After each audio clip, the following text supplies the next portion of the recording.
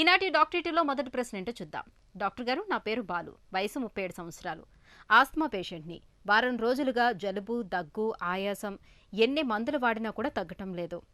Inhaler వాడినా ఉపశమనం లేదు. ఈ వర్షాకాలం, చలికాలంలో ఈ ఇబ్బంది ఇంకా ఎక్కువగా ఉంది. ఓపిక నశిస్తుంది. ఏమి చేయలేకపోతున్నాను. దీనికి మీ సలహా ఏంటో తెలియజేయండి అని అడుగుతున్నారు. ఈ ప్రశ్నకు డాక్టర్ గారి సమాధానం ఇప్పుడు తెలుసుకుందాం. మీరు ముఖ్యంగా గుర్తుపెట్టుకోవాల్సింది ఏంటంటే అండి, ఆస్తమా అనేది డయాబెటీస్, హైపర్ టెన్షను, థైరాయిడ్ లాగా దీర్ఘకాలికమైన ప్రాబ్లం. అంటే ఒకసారి వచ్చిందంటే అది మనతోనే ఉంటుంది.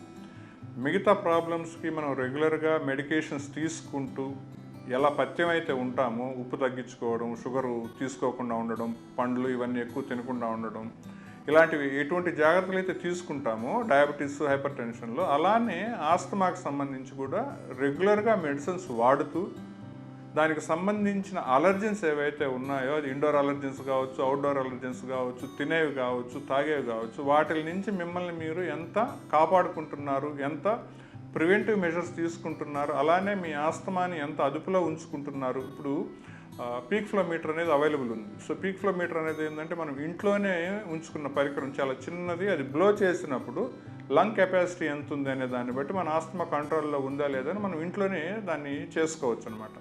సో అది చేసుకుంటూ కరెక్ట్గా డాక్టర్ చెప్పిన మోతాదులో మెడిసిన్స్ వాడుకుంటూ ఉంటే డెఫినెట్గా ఆస్తమా అనేది కంట్రోల్లో ఉంటుంది. ఆస్తమాని పూర్తిగా నయం చేయడం, క్యూర్ చేయడం అనేది జరగని పని.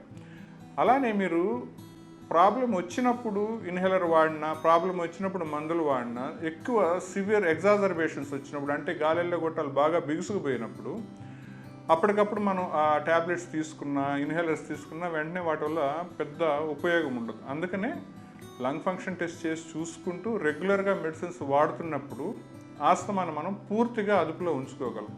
ప్రాబ్లం వచ్చినప్పుడు మందులు వాడుకుంటూ ఉంటే అది ఇంకా దీర్ఘకాలికమైన ప్రాబ్లం అయిపోయి అలర్జిక్ బ్రాంకైటిస్ నుంచి క్రానిక్ బ్రాంకైటిస్గా మారిపోయి ఫ్యూచర్లో చిన్న చిన్న పనులకి, అంటే కొద్ది దూరం నడిచినా, మెట్లు ఎక్కినా, వంగిలేచినా కూడా విపరీతంగా ఆయాసానికి గురైపోవడం, ఆక్సిజన్ శాతం పడిపోవడం, విపరీతంగా నీరసం రావడం, ఇటువంటి సిమ్టమ్స్ అన్నీ వచ్చేస్తాయి. అంటే ఇంకా కాంప్లికేషన్స్కి దారితీస్తుంది అనమాట. సో ముఖ్యంగా మీరు మీ ఆస్తమాని సరైన మోతాదులో, తగిన మోతాదులో డాక్టర్ చెప్పిన ప్రకారంగా మెడిసిన్స్ వాడుకుంటూ మధ్యలో ఈ లంగ్ ఫంక్షన్ టెస్ట్ చేసి అదుపులో ఉందా లేదో చూసుకుంటూ కంట్రోల్లో ఉంచుకుంటే ఏ రకమైన ఇబ్బంది ఉండదు.